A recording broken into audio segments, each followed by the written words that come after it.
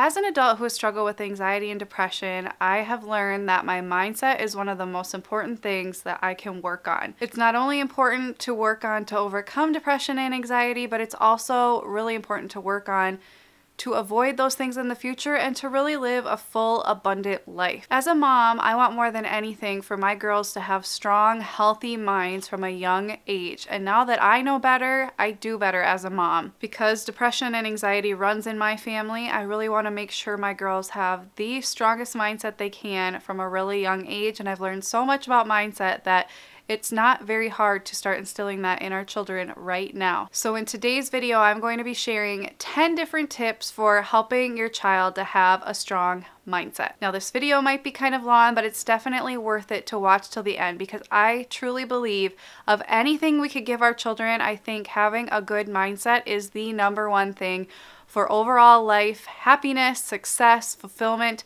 for our children. So everything that I'm going to be sharing really comes back to the differences between a fixed or scarcity mindset versus a growth or abundance mindset. And so what do I mean by those things? A fixed or scarcity mindset believes that I'm just the way I am, I can't get better, this is just who I am. These traits I have are stuck with me, there's not enough goodness in the world to come back to me, it is what it is. We want our children to have the opposite of that, a growth or abundance mindset. We want them to believe that if we work on things, we can change with persistence and hard work and effort and opportunity. And in addition to that, to believe there's enough good in the world for everybody to have a piece. Just because somebody else has something good doesn't mean that I can't have something good too. There's enough for everyone. So tip #1 is to start your day with gratitude. I don't think kids are really ever too young. Once they can start to talk, or even a little sooner, you can really start to work on a gratitude journal. We're doing one with our 3-year-old and it is wonderful. So part of our day, right in the morning, when we get her little drink in the morning and have her sit down, we ask her what she is grateful for and we write it in a book. Okay, Miss Celia, what are you grateful for today? I like playing on playgrounds. Playing on playgrounds? Okay. Yeah. Now, you don't have to write it in a book. I just think it's a really good habit to start at a young age to have them write it down so that they can always come back to it. And when you write it down, it becomes more meaningful and it really gets cemented in your mind. Now, granted, she can't really write more than her name yet, but she sees me writing it down. She fills out a little box to check off that she did it. And it's just a wonderful thing. I just see her light up when she starts her day with gratitude. And it's super easy to work this into your day. You could ask them while you're doing their hair, over breakfast, in the car, on the way to daycare or school. There's so many times of your day you can just ask about what they're grateful for and have it become a habit. A lot of these are about creating habits in our children that they can just carry on with them into adulthood and not really think about it. I had to go back and learn all this on my own as an adult. It would have been so much easier if I had just already had these as part of who I am. Just like we go to the bathroom when we wake up or we brush our teeth. Having these become habits just makes it part of the routine and it builds in healthy, strong mind habits. We work so hard on healthy hygiene habits and healthy eating habits, but we really should work on healthy mind habits as well with our kids. Tip #2 is to rephrase your children's limiting beliefs, their fixed mindset statements, to healthier growth mindset statements. So when you hear your child say something that is a fixed mindset statement, you just want to remind them of how to change it. Now, instead of just saying, oh, change that, you want to actually teach them what to change it to. So if your child says something like, I'm not good at this, you have them change it to, I'm still learning. I can't do this. Okay, try saying it again. I'm still learning. You're still learning. Good job, baby. Or I will get better over time, or something like that, where it's not just a blanket statement like I'm not going to get any better. Instead of this is too hard, have them change it to this may take just a little bit more time for me to learn. Instead of so-and-so is better at math than me, encourage them to ask that person for help. Teach them to utilize people that have skills in one area to help you, because just because they have a skill doesn't mean you can't learn it too. Instead of, she said I can't do that, I would teach my child to say, prove them wrong. I will prove them wrong. Tip #3, praise the process, not the results. I think we've all heard this in some way or another, but instead of saying, wow, you got an A, you're so smart, that's amazing, Say, wow, you work so hard. I saw you up late studying for that test. That must feel amazing. You could say things like, you did it on your own. That's awesome. You could tell your child how much you appreciated when they helped you or when they did something for somebody else. I really appreciated when you helped play with your sister so I can make supper. That was so helpful. Sometimes as parents, we just think we need to label what they're doing, like, you're so smart or that's amazing. But instead, try to ask questions like, oh, why did you use those colors in your drawing? Or what do you think of that? Or how did you do that? Just investing in them and showing you care, and the tone of your voice says that you think it's amazing without actually saying that you think the result is amazing. It's helping them see that the process and there's a lot more value in it than just the end result. And on top of that, you could also just observe things. So if they have a paper that they got an A on, you could say, wow, I see that you wrote 2 whole pages. Wow, I see that your teacher wrote that you worked really hard even when you weren't sure what topic to choose. I am so impressed by that. Something like that. You don't have to just like label it, and you don't have to ask questions. You can also just make observations about whatever it is that they did that you want to encourage. Tip number 4, it wouldn't be a video from me without talking about books. I'm a former English teacher and I'm a child care provider, so I'm really into books, and there are so many amazing books out there about mindset and about overcoming challenges and learning from your mistakes and beating to the rhythm of your own drum. I'm just going to name a few here that I think are really good. There's The Dot by Peter H. Reynolds, My Strong Mind by Niles Van Hove, When Sophie Thinks She Can't by Molly Bang, Pass It On by Sophie Henn, I Can't Do That Yet by Esther P. Dordova, Have You Filled a Bucket Today by Carol McLeod, The Girl Who Never Made Mistakes by Mark Pett, Your Fantastic Elastic Brain by Joanne Deek, and Mistakes That Worked by Charlotte Foltz Jones. These are all really great books for, preschool to early elementary school, but I'm sure there are all kinds for even older children. I just deal with little kids, so those are my recommendations for younger kids. If you have other recommendations for any age, leave them in the comments. Tip number 5, I know as parents we all worry from time to time, but I think it's really important that we don't verbalize our worries. We don't want our children to grow up with our talking in their head. We want them to have their own strong mindset talking. When we verbalize our worries, they think that they should be worrying about that too. So it's really important that if our mind isn't the strongest in some area, we're not letting that rub off on them.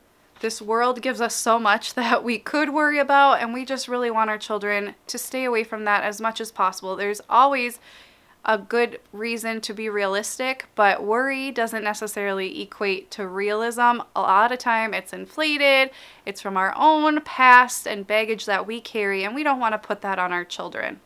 Tip number 6 is to help your child enjoy giving. Now, I think it's so important to have a mindset of giving and love and generosity, because the more we focus on ourselves, the more likely we are to worry and be negative. And when we give, we feel happy, we feel love, and that's really what the world and life is all about. It's not just about receiving, it's also about giving. So there's so many ways you can teach a child to enjoy giving. If you go to church and you put an offering in the basket, let your child put the offering in. Even if it's not their money, they still will feel that joy of giving. Have them send love notes to family and friends. Our daughter loves to do this. We mail them out, or she hands it to them if she sees them soon. And I just see the joy in her heart, and it makes her feel so good. It makes the receiver feel so good, and it's showing her that giving isn't just about money or things, it's about words and love. What are you making, Celia Ray? I'm making this for my best friend that sits by me and giggles at me. And giggles at you? Are we gonna make her a love note? All the time. Yeah, and bring it to her house when you go over there today? Yes.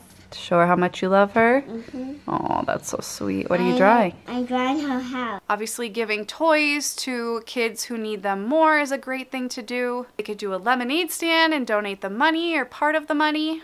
Or they could just donate part of their allowance. Teach them to give, save, and spend. All 3 of those things are important. Tip number 7, I recently did a video about my vision board, but I decided to have our 3-year-old do a vision board as well. I just really want her to get into this process of visualizing, of knowing what she wants, and of thinking about it on a daily basis and working towards those things. Now, in a 3-year-old, it's going to look a lot different than like a 16-year-old, but there are so many things that they can put on their vision board as well. For our 3-year-old, we specifically focus on things that she wants to get better at, things she wants to do, and all things that we could help her achieve. I think it's really important to put things on their vision board that they can actually do so they can see that this is a really cool process. I put that on there and I achieved that. So she put things like going on a picnic, becoming a better sister, being a good friend, going to a ballet, going swimming, and these are all things we can help her with and observe. Like if she does something really nice for a friend, we can go to her vision board and say, I see her working on that. That is so amazing. Instead of just letting it happen and not realizing that was their intention to do that. It's just a really cool process, and it really helps you as a parent to get into their mind a little more, help them dream, and help them accomplish some of those dreams at a really young age. It's a really cool bonding experience as well. Tip number 8 is to work affirmations into your day. If you've seen a lot of my videos, you know that I'm big into affirmations and the miracle morning and stuff like that. So I thought, why not start doing affirmations with my daughter? And I will do these with my younger daughter as well when she's old enough to talk. If you guys have seen The Help, you know the phrase, you is kind, you is smart, you is important. And we already, just in that movie, see the value of words and what we say to ourselves. They were saying that to the children so that they would feel valued, even though their parents didn't really give them the time of day. So for my daughter, I just will say, I am, and she'll kind of fill in the blank. I am smart, I am powerful, I am kind, I am a good friend. And we just kind of go back and forth till I feel like she's done for the day. But she really gets into it sometimes, and it's really cool to do it in front of the mirror as well, so she's talking to herself. And it's just filling her mind with these statements about herself, because especially for girls, the world is going to tell them all kinds of bad things about themselves.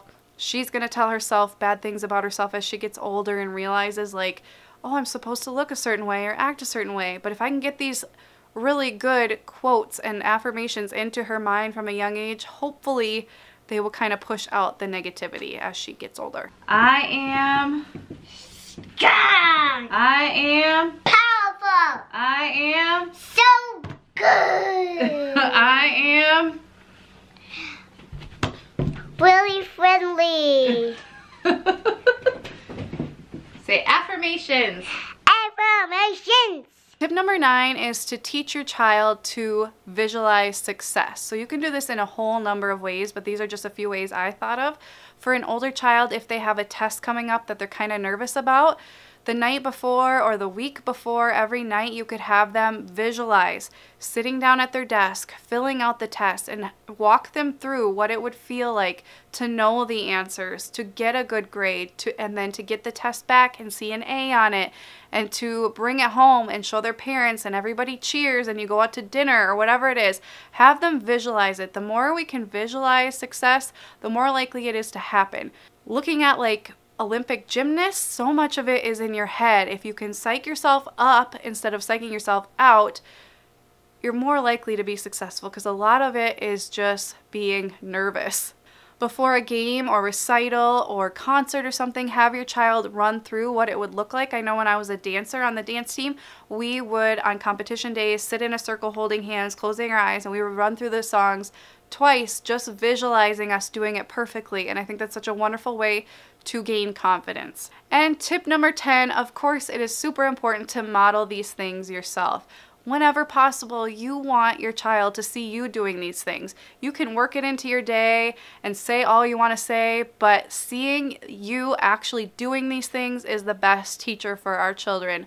My children know that I do this miracle morning, we call it mama time to them, where I'm reading the Bible, I'm doing devotional, I'm saying my affirmations.